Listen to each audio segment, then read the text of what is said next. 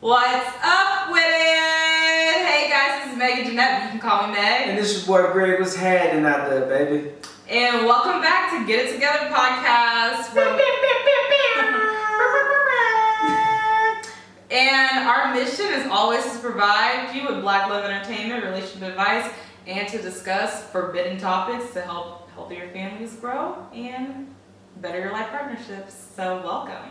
Welcome. What's going on? What's up? What's up? What's up? What's up? What's hey? I mean, nothing's up. Let's check in. How are you doing? How are you feeling? Good. I just got off a 24-hour shift, so I am. Well, I'm not really tired because we sleep at night. Whenever if a firefighter tells you they're tired, it's either two things: either they're exaggerating because they literally slept all night, or they might probably have had a whole bunch of work. Like they might have had like a couple calls last night in the middle of the night, waking them up. But I feel okay, like well rested. That's good. Also, I feel good because one of our shows came back, and I was stupid excited to like speed home and watch it with you. Black Ladies Catch Black Ladies Catch Show. Oh yes, they're back. Yes, it's back. So The great I'm feeling good today. How about you? I feel good. I am very happy. Our period came, so that's good. So no babies. Not that anyone's concerned. There it is, folks. There it is. Woo! So yeah, so I'm feeling great. Yeah. And I've gotten back into spin, so I love spin and cycling. I'm literally like, I feel I'm the sexiest person in the world when I'm at a spin class. And right now, excuse me, I'm talking. I'm sorry. Okay. So, and right now, I do spin. It's a totally different type of spin. It's at Vibe Ride in Grant Park.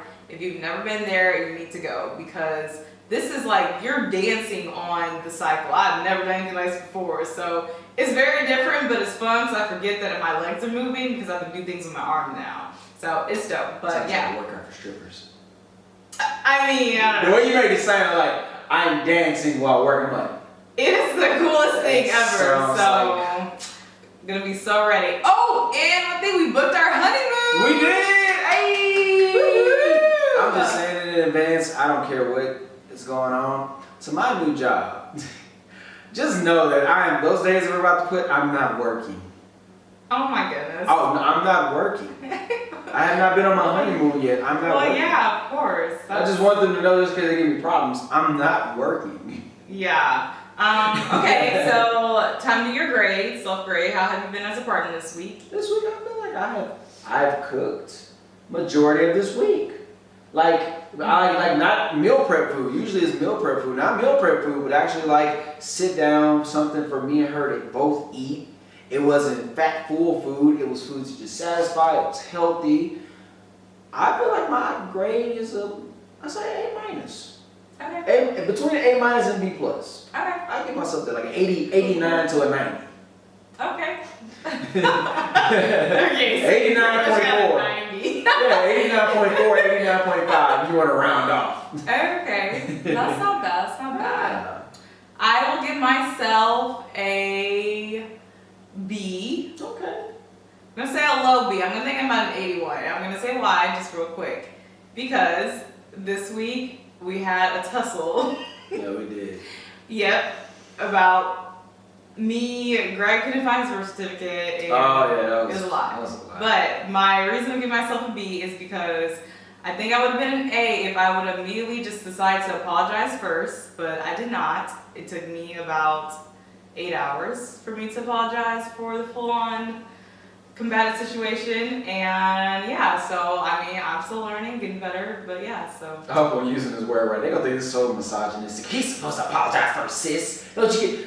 That's the thing. Hold on. We talked, and I will say I did apologize about on my part of the whole tussle we had. Hold on. I mean, I think it's just that it seems as if Greg always apologizes before me, or he beats his apology. So I'm just trying to be the person that apologizes first, you know. And Rules of happy marriage: apologize often. Yeah, and I was very appreciative about that. You know, just because I do always feel like I am the one that apologizes first, because I'm always like, well, I have to, because I'm the head of the house, so I have to make sure that nothing comes between both of us, no matter how mad I am. I have to be the one that's cool, calm, collected. So the fact that she apologized, she did come and apologize first, and you know she was adamant about it. And I could tell she wasn't just doing it just to say it, but she actually meant it. It meant a lot to me, and I really was like, well, all right. So it kind of, in a way, I think it was a mind trick because it kind of made me feel stupid of the whole argument. Because I was like, wow, now I feel kind of stupid. Yeah. Well, I mean, it's fine. Yeah, she played mind tricks. It's okay. I do. All right. Okay, so let's get into Greg. What's happening? What's happening? Did I say it right? Yeah, you're getting better. Greg, what's happening? No, it's happening. Happening. I'm just playing. I'm sorry. I'm an idiot. So I just want to ask one thing. So you know about the hashtag Black Lives Matter? Yes. Have you heard of the new hashtag Black Lives Matter, especially when we're millionaires now? I've not heard about the hashtag. Okay. Tell me. So the Shade Room gives Black Lives Matter founder reportedly used donations to buy $6 million California mansion. What? Mm-hmm. Come on, man. You can't do that. So, according to new shocking report by NY Mag, the three leaders of Black Lives Matter, I'm not going to say their names, recorded a video last summer that has recently come to light. In the video, the women are sitting outside the undisclosed $6 million mansion as they marked the first anniversary of the murder of George Floyd. The lavish home was reportedly bought with donations from Black Lives Matter. Should I go on? No. Okay, because it's long, because people are very upset. First of all, people making jokes about it, then they're very upset. So I want to get your take on it. How do you feel about it when you hear that? First of all, there was a big notion, I don't want to say a year ago, it was after George, because the Black Lives Matter hashtag and movement has been going on way before George Floyd. When it's always, I think this came out with 2013, 2014, I want to say. I'm going to have to do my research on that and make sure I'm really correct. But when it started? Yeah, when it actually started. It started way before George Floyd. That's all I remember. But I want to make sure I get the exact year that it started. So they have it's three women, three black women. They have all three set up for this hashtag to make sure that people know that black rights, black everything matters no matter what. Black lives, point blank, period. And there's always been tussle about how blue lives when it comes to cops, white lives, all lives. You know, we want people to really know that the distinction of that hashtag is because, yes, we understand that all these things matter, but like right now, at this present moment, we're trying to make you realize that our lives are at stake and our lives are at risk. So we need you to realize that our lives matter at this moment right now. So with all that being said, this does not bring a lot of great light to what's going on.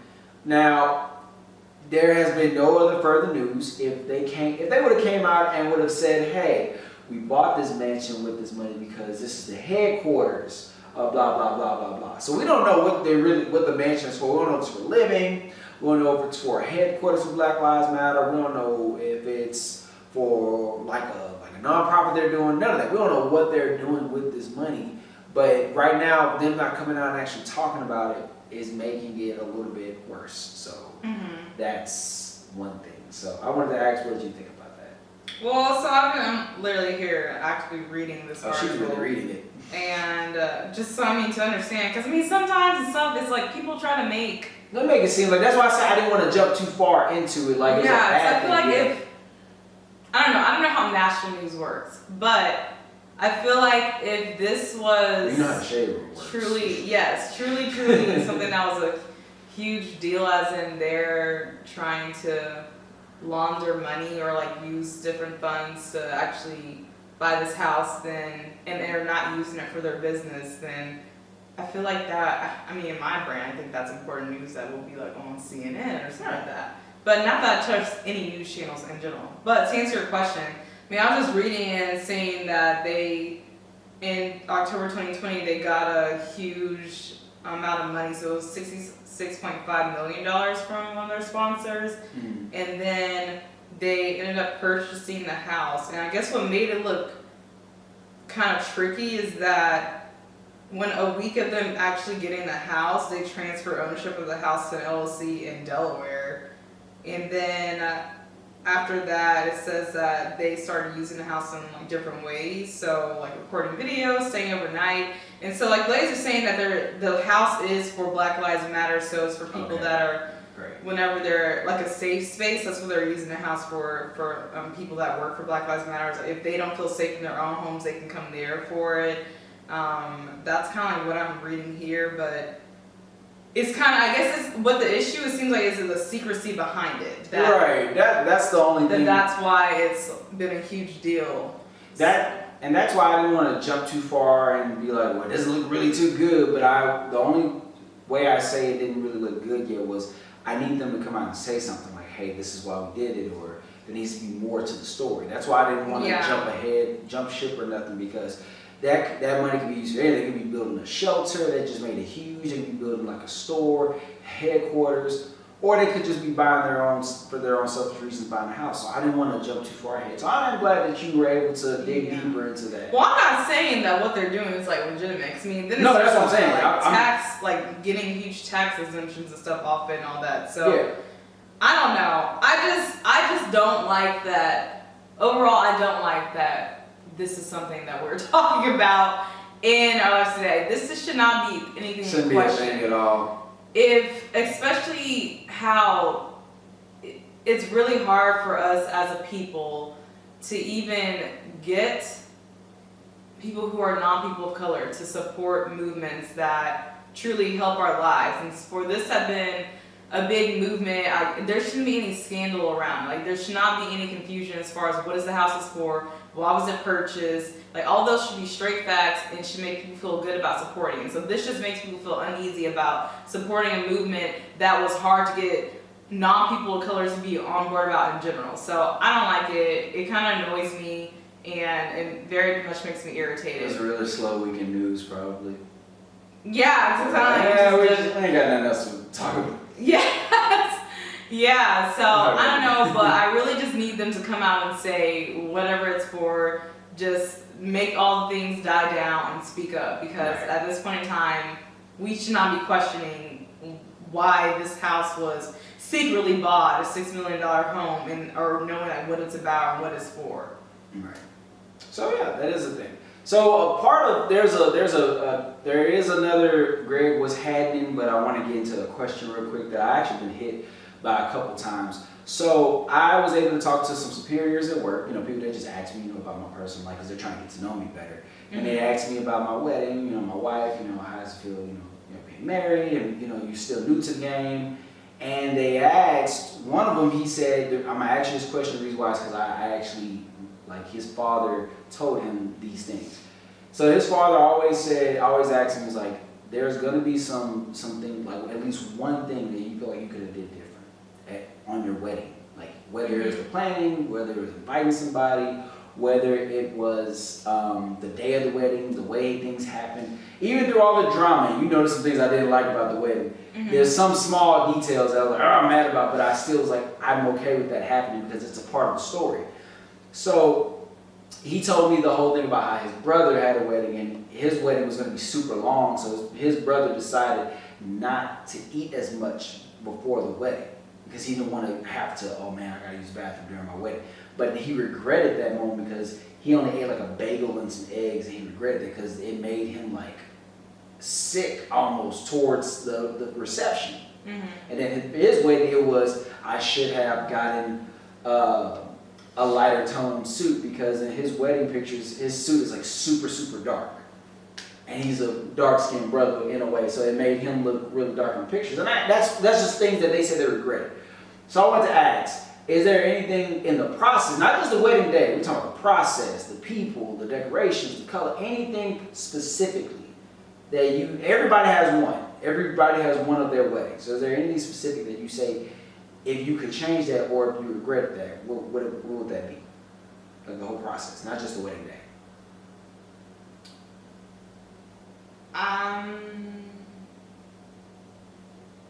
That's a deep question, huh? It is. Sorry.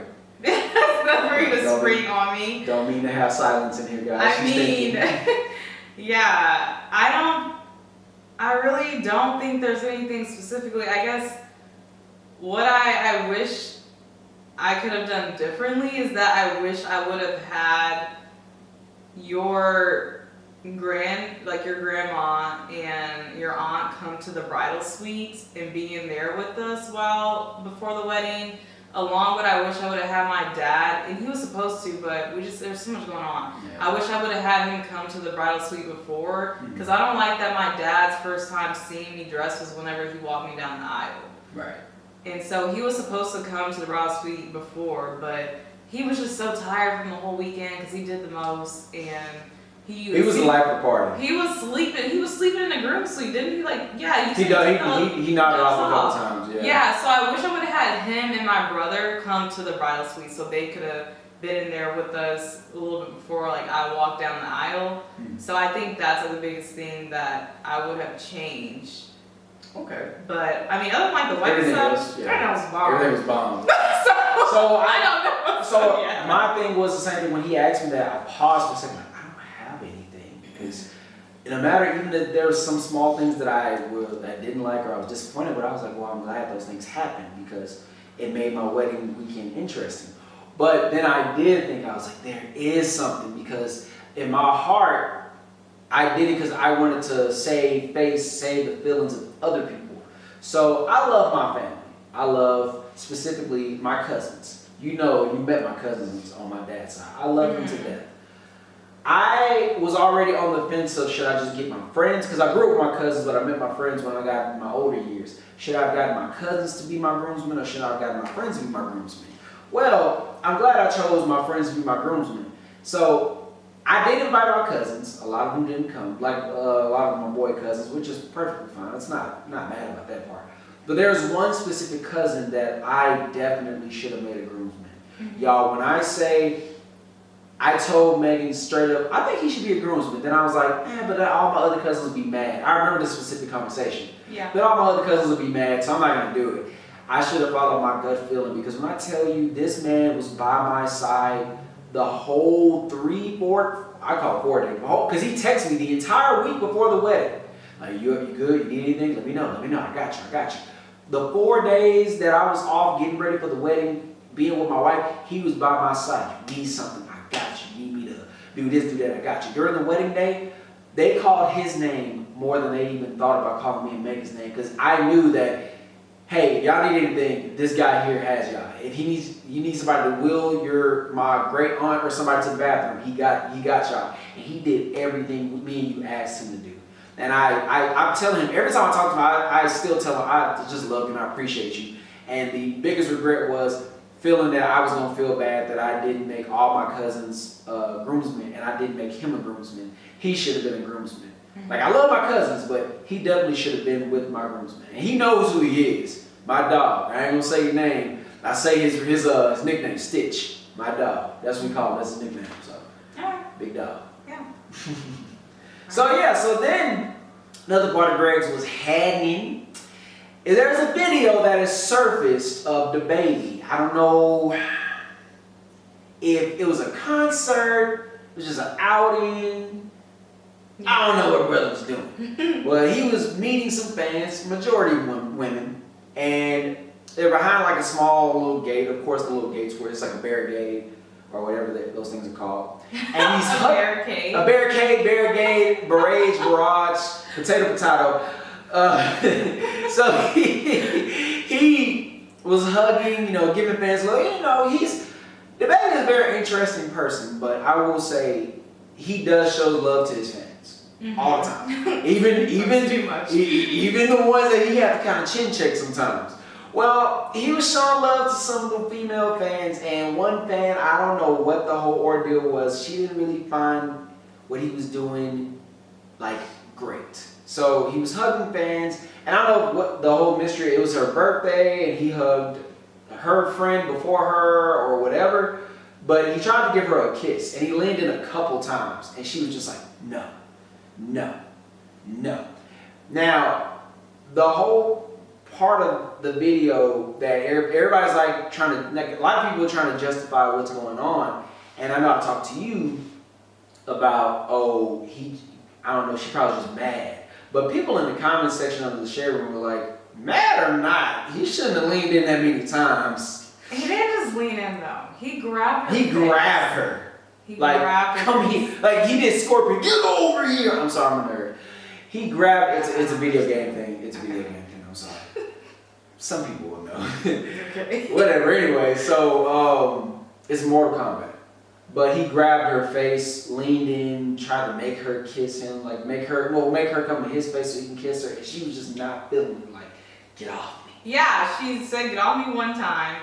Then he looks at her and then tried to grab her harder and pull her towards her. And then he kind of bucked at her and whenever she was just like, no. It was very odd. Like, I couldn't know, like, people are saying, like, we don't know if she's mad and didn't want to accept the kiss or she was just disgusted. But either way, bro, you shouldn't have did that. Yeah, who cares what she thought? Like, she didn't want the kiss. And then, okay, and he did, you can obviously tell he is intoxicated high in this video. That does not make it a pass. But you can tell that he was inebriated. Right. So, with that part of the break was happening, leaning into, like, the forefront of the podcast today, I wanted to talk about, being humble during success. Mm-hmm. And if you want to know what success is, the accomplishment of an aim or purpose, the good or bad outcome of an undertaking. So I don't know what bro was doing, but it kind of made me think, we feel we can do what we want now that we've been successful. Yeah. And that's general population all over. Like, just even from the dawn of time, whenever somebody was to go big name, be successful, like a general or a leader in an army. I mean, Putin right now. Singers from back in the day to singers now. Millionaires back in the day to millionaires now. Anybody that gets any type of success, they feel they can do what they want. Mm-hmm. So how do you feel about people that get that tiny amount of power and feel, I'm on top of the world, this is my taking now. I can do whatever I want and I wish anybody would try to stop me. Well, I mean, I think my initial thought about that mindset is that it's kind of scary because there's so many different layers of being in power. So there's, especially when I think, my mind it goes to men. Because honestly, I'm not saying anything about men, but I think that a lot of times you see this whenever men come into these realms of success, and whatever that is defined as, because you see it in the corporate world, you see it in the rapper world, you see it in the sports world. Yes, in the sports world. And when it's like whenever they reach this level of success for them and themselves, it's like you lose sight of the more important things in life, which are core values of how you treat people, your faith, how you carry yourself as a human being. And I think those are makeups of a human that are really important to always hold on to. And whenever you're this individual who's at this point in life where like you've reached this age, it's kind of like it's all about you and nobody else matters and I don't care how I make this person feel. And I just think like for me, like that becomes scary to even be around people like that, because like you never know what they're gonna do. Like you don't know. If I was I'm trying to take the situation away from the baby, but just like going back to that, if I was her in that position, I would truly be mortified, because that's for someone to grab you or like to grab me. And there's been, instances where dudes, even just in college, like they've done things like that. I was gonna get straight into something like that. Yeah, keep going. Yeah, I'm. Oh, you're fine. But just like dudes that feel like they're just this high-powered individual in college, it's a big man on campus, whatever. I don't care. But just the fact that if you're a freshman, like I was a freshman, and this one senior guy, he felt like he could just have his way and do whatever he wanted to do, and it just kind of like made me feel as if like, how do you feel? What's his name? Shut up. But, all right, I'm not joking. But yeah, it made me feel like, okay, I always seem to watch myself around people like that because they're not thinking in the same way that I am about life. Like I feel like it goes out the window as far as being concerned of how you treat others and how you're making others feel, because you have this level of success or power, quote unquote power, over somebody. Right, and I mean, like you said, college. I was gonna say high school because one thing about our platform is I will never try to speak too much on college because I do understand that I was not able to stay there long. So I was able to experience certain things. So that's crazy how you brought that up. I was gonna bring up high school, and I was gonna take it a step lower to get to college to go further on. Because even in high school, like I've seen it firsthand, and even schools like the schools I went to, and the high school I went to.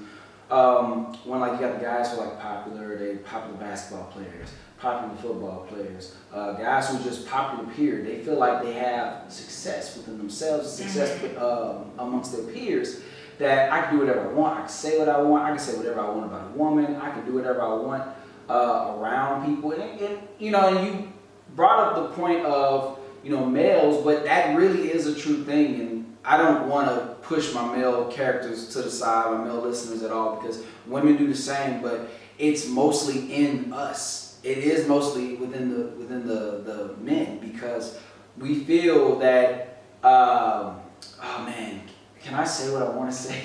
I mean, yeah, you can say what all you right, want to say. I'm going to say this, and because we've been trying to be cleaner on the podcast, but men feel like... Because I used to have a bad mouth first season. But yeah, we did. About to jump into what I'm about to say. Men feel like, oh, I'm all powerful and mighty. Suck my dick. Straight up. That's straight up what it is, because that's what happened to me in college. What I was talking about. Wow. Yeah. Wow. Wow. Yes. Now, demanding me to suck their. Wow. Now give me the name. Continue with your point. Shotgun. But no, so it is a form of like, I can do what I want now. I can have what I want. And it all starts with the male figure just feeling like they're more like masculine around women, period. So there's no form of success needed, because men can do that. In their mindset, they can take over anything, because I'm just man, I have muscles, I have facial hair, I can do what I want. And they use that power to tower over women. And so it goes over into the success. We already have it there as the male species. So when we have that success to come in and basically overreach what we already have in our head to feel like we can do, we just now say, oh, I don't have to say it out loud no more. I can just do it now.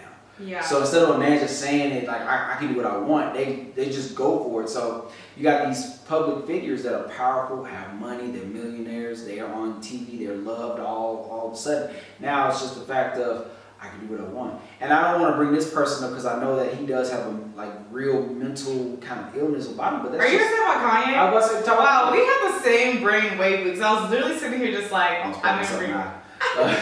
yes. That's so weird. Because it's just like Kanye has so much power and success about himself that he can say what he wants. He can do what he wants. It's so weird, and but it's not in a bad way. It's just in a way. It's a bad way, but it's in a way of like now it's taking over the mental mindset of he doesn't know that I'm this powerful. I can say what I want. It's just coming out. Okay, yeah. I agree what you're saying. Yeah, I'm not saying like back it down. Yeah. With Kanye West, he knows how much power he has. Mm-hmm. He truly does know. And I feel like with him also having mental... Not yet, hold on. All right, now it is. Testing. Mic check. Okay, cool. Talking to you guys real quick. Testing. I just need to see the line squiggle. Okay, cool. Okay. Do you want to jump to the next one, or you want to stay where you were? I gotta finish my point. Yeah. And we back! Okay, so kind of wrapping what I was saying. So with Kanye, it seems like something in his brain turns off where he feels like he can treat, and I'm gonna say like him in any way that he wants to, and in front of the world. So like I don't know if y'all been keeping up with this. I mean, I truly try not to, because I truly don't care what's going on like rich people's lives like that. Yeah, really don't. But it's just that. So him constantly really bullying Kim's new boyfriend and stuff on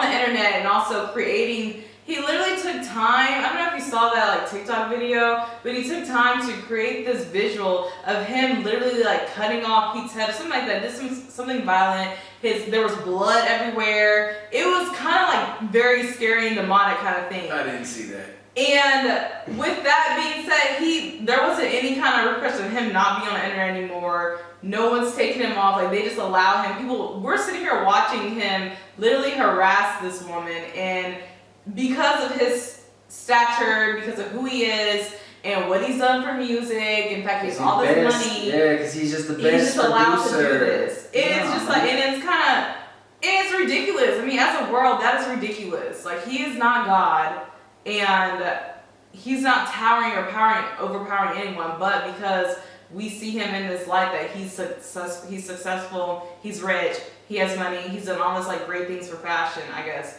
and we just allow it like it's normal. It's also a power move because I mean he literally started doing all this stuff when his Netflix documentary came into the picture. He started the whole, well, he had already been doing it, but it started to become bigger because now I think about it, everybody's like, oh yeah, he's harassing Pete Davidson, laughing about it. And they're also saying, oh, but this Netflix documentary is like so awesome. So it kind of like draws that attention away from like the fact that, bruh, calm down. Yeah. So it's a lot. But what can get you off your game of remaining humble even in the midst of success? Because so let's venture out of the way of just a man figure, because we've already established that man thinks that they rule everything. They think they rule the world. So what can get you off of that game of being humble because you're successful? What are those things that can get you away from being humble? That's what I'm trying to say. Okay. So, I mean, I think whenever you lose sight of who was there on the road to get you to where you're at, so when you stop reaching back or paying attention to the people that were the stepping stones for you to get to where you are at in life to be successful, I feel like that's something that takes you away from your beginnings, because I mean majority of everyone, especially us as Black people, we start from, I don't want to say the bottom, but you start at your finish line is, I mean your starting line is a lot further behind than our counterparts. That's right. So whenever you lose sight of kind of who was there to help push you towards where your finish line is, that's really something that gets you off of remaining humble in your current status. Another thing, I feel like whenever you stop lifting other people up with you as you're climbing, because I mean the ultimate thing is that, I mean I always say that there's a table, there's food on the table. Right. We all can sit down at the table and have room and space to eat. And so I always think to myself, why would I ever want to be sitting at a table alone and eating by myself? Meaning that why would I not want to bring people with me on the ride? If I see that someone's trying to push ahead in their life, or they're trying to do the right thing, and all they need is donation to get boosted for, they just need me to share something from them to boost them forward and shine light on what they're doing. So it's like we all can eat. So I feel like whenever you stop doing things, the little things like that, and you stop caring about people, that's something that knocks you off of being humble as you continue to climb and like reach success in life. Right. I mean, I know a good example. I know you don't really watch the show as much as I do. I actually keep up with it pretty much. Snowfall. And yes, I know a bad example is like using a drug show for this example, but it does kind of go hand in hand with the point I'm about to make. You got to realize, like, Franklin Saint, he was in business with his aunt and uncle. Like, he was helping his uncle sell his weed or whatnot at like the very first season. Then, as he became powerful in selling crack cocaine, all these things, he was never talking to his aunt and uncle the way he was talking to him now. He was like, I love you, love y'all. Like, he played around with his uncle, blah, blah, blah. But as he became powerful, his mindset was, if you ain't on my level of trying to get me money, then I don't want to hear whatever you got to say. So he just talks to him crazy. He goes back to the point how he loves them and stuff all the time. But it's just the fact that you never have talked to them like this before. Now you're like, F you if you ain't with me.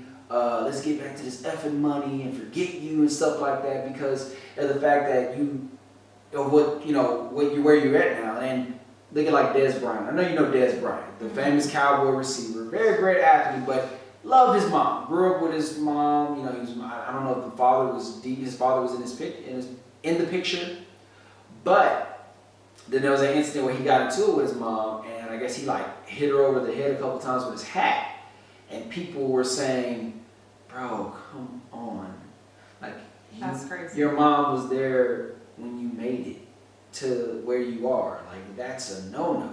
That's probably one of the biggest sports no-nos ever.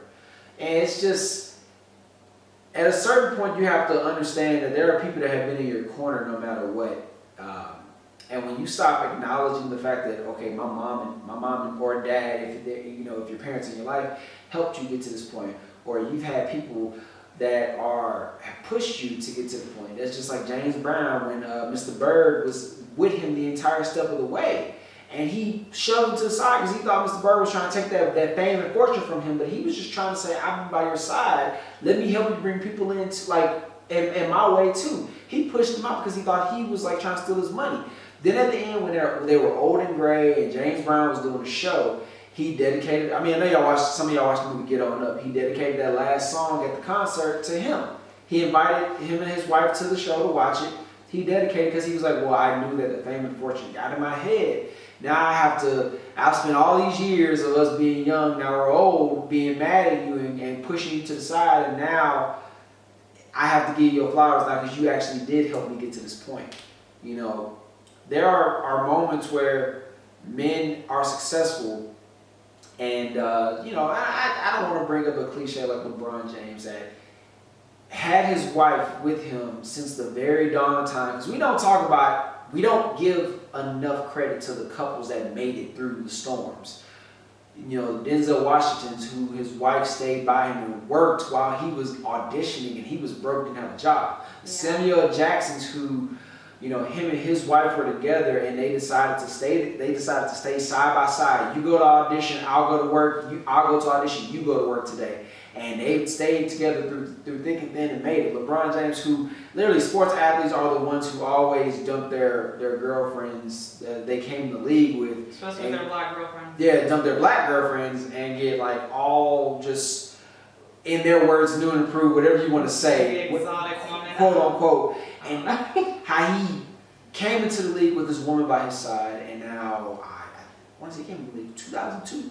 20-some years later, he still has his wife by his side, and he's one of the biggest sports figures in the world. Yeah. No cheating scandal, no nothing. He stayed by his side. He didn't say, I'm the biggest name in sports history. I can have all these Brazilian models. I can do what I want. I can have all these kids and do what I want. And you know what he said? He said, I came to this life of fame and fortune with this woman. I'm going to keep this woman by my side because for some reason, our love is a good luck charm that's been like wiring me through all these years of winning championships, breaking records. Even when I was injured, she could have left when I was injured or whatnot and blah, blah, blah. But she stayed through all the drama and everything that happened. We both decided to always work it out with each other and love each other. There's never been a scandal, no nothing. He just stayed by her side. She stayed by his. So You always got to know your roots and where you came from. What made you successful in the first place? What made you the person you are? Mm-hmm. So with us, I want to ask, because we aren't successful in our eyes yet, but people do tell us that we've come a long way. Job-wise. Yeah. Job-wise. I would say job-wise and podcast. I think we are very successful. No. In our eyes, we haven't reached the top. We are still fighting and clawing. We talk about this all the time. Like, we're not satisfied with where we are. Oh, absolutely. We want more. This is 28. Yeah, we want more. There's more to be made. But just seeing the success of you graduating, becoming a doctor, me graduating, becoming a fireman, us jumping our podcast off the ground in the midst of the pandemic. Mm-hmm. What can we do to stay successful? Like, stay successful, continue to climb, but also be humble at the same time. I want to get your view on it. I can give mine, but I gotta get your view. Well, I guess for me that is an interesting question because I think I struggle with the opposite, meaning that I'm overly humble to where I don't share my accomplishments, or I don't acknowledge them. I just keep going with the flow as if nothing has happened. Okay. So, and when I say that, I mean that I feel like on the outside looking in, this is just from when people told me that how you're saying, okay, like you reached this level of success where you've now accomplished exactly what you said you were gonna do. So by this age, what I've done is exactly what I've always said I wanted to do. And get my doctorates, move to Atlanta, get married, start a podcast, and then start continue to what? That's a weird order. I mean, I don't think like that was I was order. just playing. It was just all backwards. But yeah, and then even just like, and goals always to open multiple businesses and own different things, and so like starting doing stuff like that. So it's interesting for me that I don't like to share everything that I'm doing because I never want people to feel as if I am bragging or as if like as if I'm coming off as like, oh, like she thinks she's doing so much better than people. And so I think for me, that goes into the back of my mind. So I kind of just listen to what other people say that they're doing, and I just root them on while I silently just go about my own business and just, in the midst not share stuff. So, and I think that's what allows me to always be humble because, I mean, if you don't sit down and really talk to me, you really wouldn't know like what's happening, what's going on and stuff. So I don't know. I think, so I would say for me, flip side personally, I need to learn how to be the opposite and just truly share more because I feel like that would be more encouraging to other people. But honestly, at this point in time, I kind of really forgot what your question was because I pretty much flipped it over. So No, because the thing is, we are successful in our own way, but there's still more for us to do. So what is the process of staying humble even when you're still trying to, even when you're climbing successfully and you're still not at the top? Yeah, okay. Well, Okay, so I think the process for us, now that we're at this point in time, we're still climbing and reaching for our goals. It's hard because, like, we're not those kind of people. I know we're not. Like, But there's a lot of people out there that weren't those kind of people either, though. That's the main reason why this question is asked, because I'll give you my points, and you'll probably see what I mean. So, always telling each other it can be better. Mm-hmm. Like, no matter how much I can lose weight, and this is a great example because I am a seasonal weight loser. I will lose weight in season, and I will just be like, man, I lost weight, I look so good, and I'll get big-headed because I can fit in some jeans and I can fit in some shirts, and you don't see my love handles in behind when you're looking at me from the back, and I'll go back to eating bad, go back to doing this because I'll be like, I don't need that gym no more, I don't need and I'll get right back to where I am. And I know I always tell you, if I ever get like that, now in this day and age, always tell me you can do better. Mm-hmm. So she's gotten so much better at when I'm like, yeah, I don't know, I look a little good. She's like, yeah, but you can lose, you still look big. Like no matter what, like always tell her. I know this sounds harsh, but it's like that harsh reality that we have to come to. If there's a point where we're both climbing success, always tell each other we love each other. Always tell each other, remember where we started when we only had that one mic, no cords, no recording board on your laptop that broke. Yeah. I think it was like probably not in the middle of second season or beginning of second season it broke. Yeah. Yeah, I got me a laptop. It was like we have to always remember where you came from. Remember where you came from. When we're down the road eating, I don't like eating at expensive restaurants where it's crazy expensive. But if we're like at a business meeting or something, eating at an expensive restaurant, remember when we were sitting in that little bachelor pad looking apartment of mine, and we decided let's just order pizza from across the street, and we're eating pizza and we're warm, but we decided that we're cuddled up with each other. And really, when the money comes and the fame and success or anything that comes with it, we decide to look at each other and say, you know what, you're all I need. Mm-hmm. So we always got to remember the things that we can from people, our family, because your dad is a great example. No matter how much he does, he's gonna stay busy. He jumped his business off the ground, his crawfish business, and decided there's more that needs to be done. Like, he is a great example because he's still always trying to do more. But him seeing y'all, you know, passing business knowledge to you and your siblings, you know, seeing that, you know, his wife, my mother-in-law, can like be comfortable, be relaxed and stuff, it makes him go, man, you know, seeing my family happy makes me want to keep doing it, but also makes me know that what I'm doing is right, so I'm always keep the right mindset.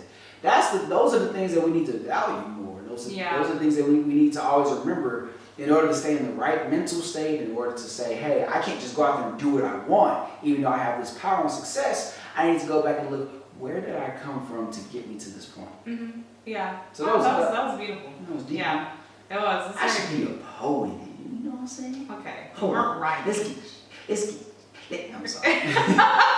But yeah, no, I agree with everything that you said, and I think to kind of bottle it up is just that remembering your roots, right. Truly, and just knowing that there are people that came before you to get you where you're at now to where you're going, and so especially with us being in a marriage, it's like the worst thing could be you become the amazing actor that you are, and then you decide to go and, you know, marry somebody different, like, I don't know, Becky over there with the good hair. Well, I was gonna say good hair, is that amazing hair, so I really don't know, but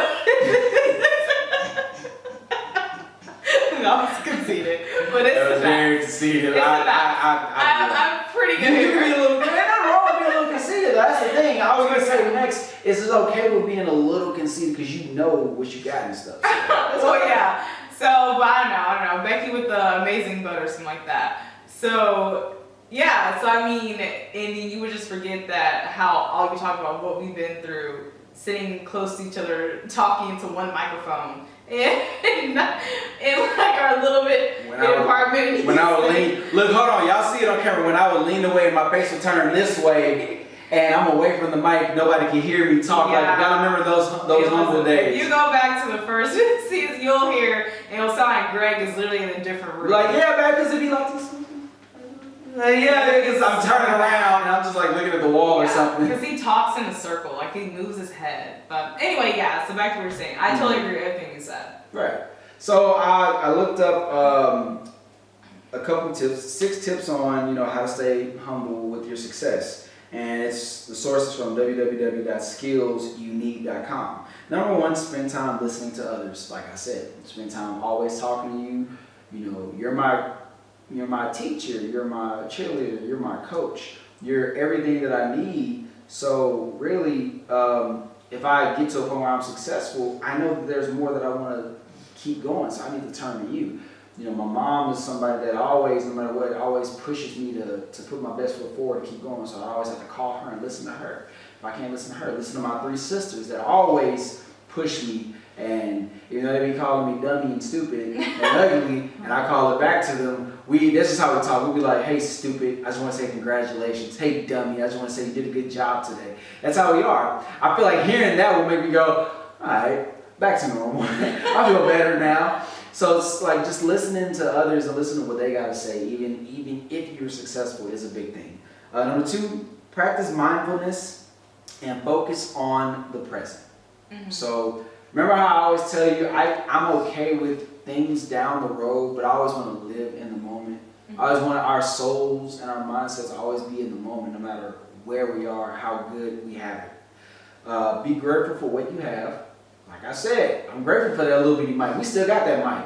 We do. We got that little bitty mic with your broke laptop just sitting here. And I know there's more to come. I'm speaking to existence. I'm speaking what is it? Not a director. Is it a director? Creative director. A creative director. A producer. I'm speaking somebody to hold the camera so this camera don't keep cutting off on us in the middle of recording. Somebody to hold the lights, the seats. Somebody to do a quick makeup check. And when we do all that, I ain't trying to be like we arguing off camera and then we being fake, get on camera, we love each other. I'm talking about do all that and look good. Man, you look look good, girl. Let's do this podcast episode real quick. Like, you have to find these ways. Like, why y'all think, and this is probably going to tie in the topic some time from now, why y'all think Russell Wilson and Sierra are just working themselves fabulously? Because he's corny. But they decide they always going to tell each other, hey, I love you. Remember this, where you came from. Remember where you came from. Remember, here we are now. Always remember what's going on in this time and day. Ask for help even when ask for help when you need it. You know, that's something I struggle with. Yeah, we do not ask for help. We got all that stuff that you just said right now about the podcast. We really do need those things now, so we could. Yeah, can y'all please send some people? I just y'all want to come? Have not taken that step forward because I can do it all. Y'all want to work? I can be the cameraman. Y'all want to work for a nonprofit? Nonprofit as in you won't get paid. Number 5, send feedback from others on a regular basis. Seek feedback. I said send. So I always ask, hey, what can I do? What can I do better? Remember how I always say, I look good, babe. Them abs coming in, yeah. And I turn around, don't want to hear what you got to say. No, I got to turn around and be like, okay, but these love handles on the side of the abs are still here. What can I do to get a little better? And number 6, review your actions against the language of pride. That's a big one. Like, always know that your pride can always be your destruction as well as your success. So being humble is a huge effort. It's a team effort, especially when you're in a team like I am with my wife here. And it's also just something that you want to, just put effort forward. Just put the effort towards being humble. Even when you're successful and big on top and don't have to worry about a thing. I mean, Yeah, those are great. Great. Totally agree. Cool. I want to drop a little knowledge real quick, and I want y'all to know this also. Just a real quick little gem. Drop a little gem. A lot of people don't realize how big of a blessing it is not to have any health problems. Crazy. He was putting his hands in the air for those on the podcast. No. I'm just saying. That is a big blessing. To not have any health problems, like, we take it for granted. Oh, no, definitely. I mean, I totally agree.